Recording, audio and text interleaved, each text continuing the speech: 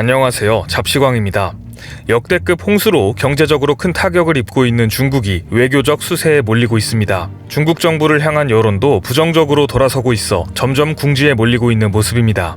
중국 언론에 따르면 최근 중국 남부지방에서 발생한 폭우로 최소 140명이 숨지거나 실종되고 수천만 명의 이재민이 발생하고 있습니다. 그런데 이번에는 중국의 기록적인 폭우 피해가 한국에까지 영향을 미치고 말았습니다. 중국발 물폭탄이 제주도에까지 영향을 미치기 시작한 것입니다. 제주도 해양수산연구원은 10일 중국 양쯔강에서 유출되는 강물량이 평년보다 52%나 증가한 초당 6만 7천 톤을 초과했다고 밝혔습니다. 6월 중순부터 중국 남부지방에서 장마전선이 오랫동안 자리 잡으면서 집중호우가 발생했고 양쯔강 유출량이 지속적으로 증가했다고 분석했습니다. 하지만 문제는 양쯔강에서 엄청난 양의 민물이 유출되기 때문에 제주도 주변 바닷가의 염도가 낮아질 수 있다는 점입니다. 제주도 주변 해역은 우리나라 연근해 어업의 주요 어장이 자리 잡고 있어 고수온 저염 분수가 유입되면 큰 피해를 입을 수 있습니다. 해양수산연구원에 따르면 최근 양쯔강 방류로 인해 고등어, 전갱이, 갈치, 멸치 등 어류의 회유 경로와 서식 장소에 영향을 미쳐 어선들의 조업에 큰 지장을 줄 수 있습니다.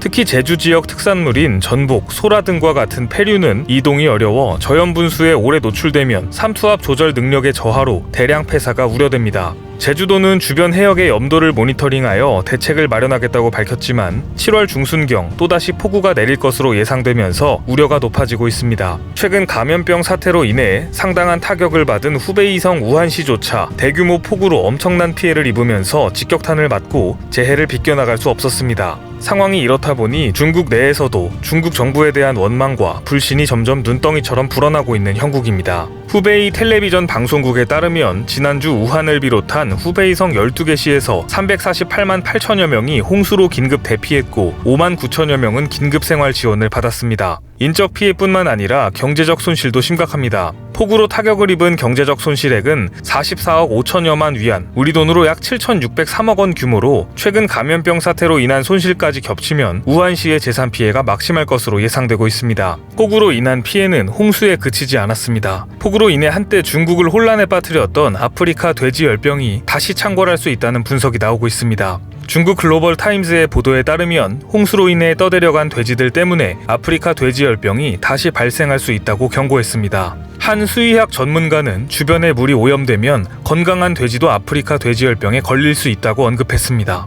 과거 돼지 여러 마리가 한 먹이통을 쓰는 것은 아프리카 돼지열병이 광범위하게 퍼진 주된 원인의 하나였습니다. 중국의 한 농업상품 애널리스트는 홍수로 인해 먹이통이나 돼지 축사 간 경계가 무너졌다고 지적했습니다. 또한 중국에는 큰 재해 뒤에 큰 역병이 있다는 옛말이 있습니다. 전문가들은 가축을 감염시킨 바이러스가 홍수로 쓸려 내려가 물을 오염시키고 다른 동물을 감염시킬 수 있다고 우려하고 있습니다. 2018년부터 2019년까지 중국을 강타한 아프리카 돼지열병은 최근 들어 잠잠해졌지만 아직 치료제나 백신이 없기 때문에 재발한다면 한국에도 악영향을 미칠 수 있습니다. 최근 중국에서는 물가지수 통계를 엉터리로 발표했다가 정정하는 대형 사고가 벌어진 것인데요. 중국 정부 스스로 신뢰도를 떨어뜨리는 어이없는 사태가 발생한 것입니다. 중국 국가통계국은 9일 오전 9시경 6월 생산자 물가지수와 소비자 물가지수 동향을 발표했습니다.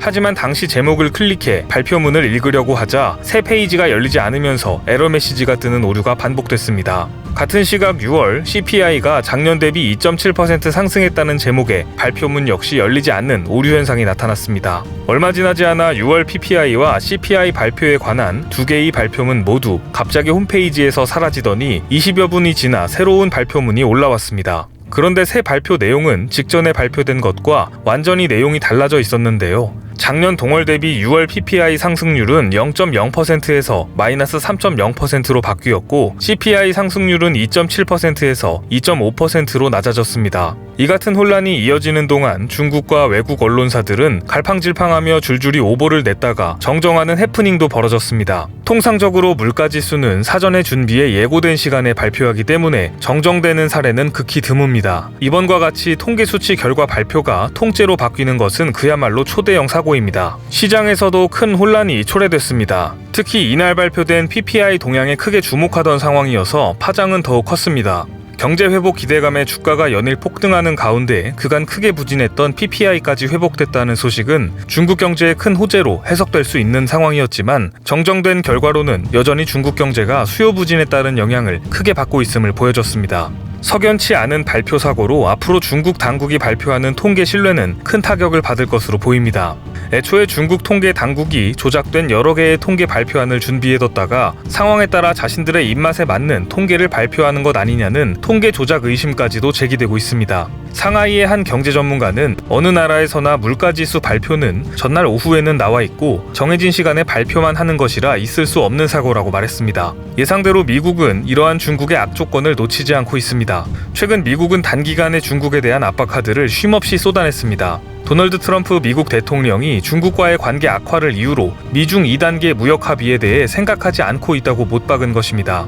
블룸버그 통신에 따르면 10일 트럼프 대통령은 기자들의 질문에 중국과의 관계가 심각하게 훼손됐다며 선을 그었습니다. 트럼프 대통령의 이 같은 발언은 최근 사태와 홍콩 문제, 남중국해 영유권 분쟁 등으로 미중 관계가 꾸준히 악화되고 있는 현실을 반영하고 있는 것으로 보입니다. 게다가 미국은 WHO 탈퇴를 공식화하면서 중국에 대한 압박의 강도를 높이고 있습니다. WHO는 미국이 지불하는 엄청난 자본을 잃게 되자 크게 당황하며 다급히 중국에 대해 칼을 빼들었습니다. WHO가 10일 최근 사태 기원 조사를 위해 전문가 2명을 발원지인 중국으로 파견을 보내고 말았습니다.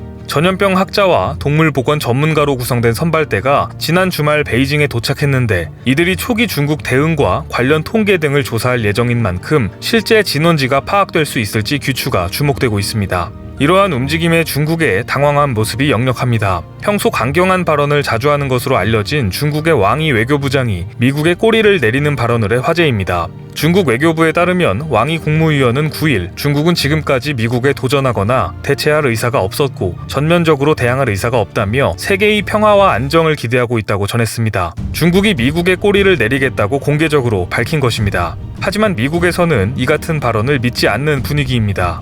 미국 고위 당국자가 중국을 최대 장기적 위협으로 규정하고 나섰습니다. 크리스토퍼 레이 미 연방수사국 국장은 최근 한 연설에서 중국 지도부의 야망에 대해 분명히 인식할 필요가 있다며 합법적인 경쟁이 아니라 국가 전체를 동원해 수단과 방법을 가리지 않고 세계 유일 초강국이 되려 한다며 경계의 끈을 놓지 않았습니다. 중국은 최근 미국뿐만 아니라 상대적으로 우방국으로 분류되던 프랑스를 포함한 유럽 국가들과의 관계도 악화 일로로 치닫고 있습니다. 영국 정부가 중국 화웨이 5G 기술 도입을 놓고 고심 끝에 화웨이를 배제하는 방향으로 결론을 내렸고 홍콩 국가보안법을 두고 갈등을 빚는 캐나다에는 중국이 여행 경보를 발령했습니다. 이어서 하루 새 영국과 프랑스를 상대로 엄포를 놓기도 했습니다. 중국이 외교적 압박을 받으며 수세에 몰리자 한국 기업들은 그 틈을 파고들고 있습니다. 반면 중국은 최근 한한령 해제 움직임을 보이는 등 한국에 대한 외교적 도움을 요청했고 이 틈을 노려 한국 기업들은 중국 온라인 시장을 다시 공략하기 시작했습니다. 최근 중국 알리바바 그룹의 온라인 매장인 허마셴성 온라인몰에 한국식품관이 생겼으며 한국식품관 개설과 연계해 신선버섯, 유자차, 장류 등 20여 가지 한국식품이 추가로 입점될 예정입니다.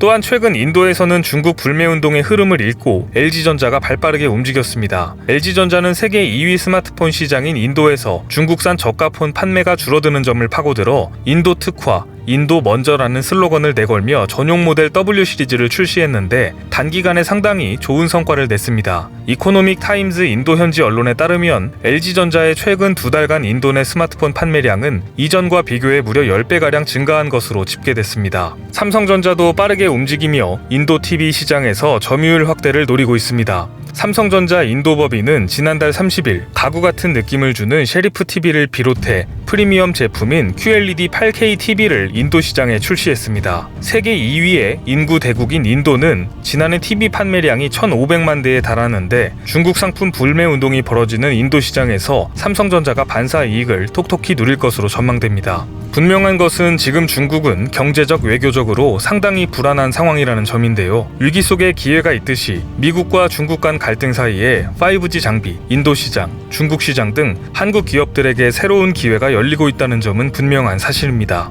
다양한 소식 가운데 특히 오랜만에 들려온 LG전자의 인도 시장 내 스마트폰 강세가 눈에 띕니다. 이번 기회를 발판 삼아 삼성전자뿐만 아니라 LG전자도 다시 한번 도약의 날개짓을 시작하길 기대해 보겠습니다. 오늘 준비한 소식은 여기까지입니다. 댓글을 통한 여러분들의 많은 의견 기다리겠습니다.